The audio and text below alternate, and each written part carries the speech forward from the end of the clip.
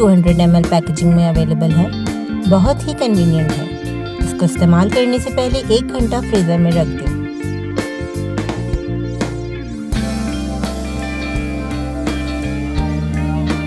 इसके बाद इसको बीट करेंगे। चूल्हे के पास या गर्म जगह पर बीट नहीं करेंगे।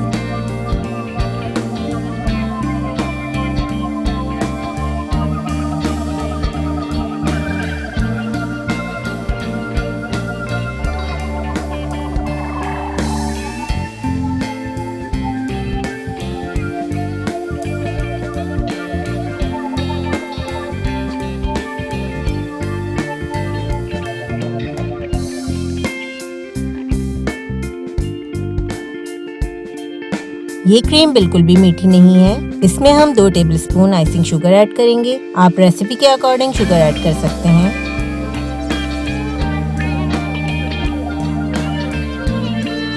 दो से 3 मिनट मीडियम स्पीड पर बीट करने के बाद व्हिपिंग क्रीम रेडी है।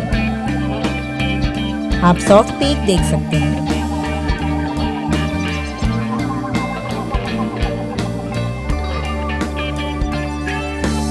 आप अपनी ज़रूरत के मुताबिक आइसक्रीम, केक या किसी भी डेजर्ट में यूज़ कर सकते हैं। नेस्ले व्हिपिंग क्रीम के इस 200 ml पैक से हम 1 से 1.5 पाउंड तक का केक डेकोरेट कर सकते हैं।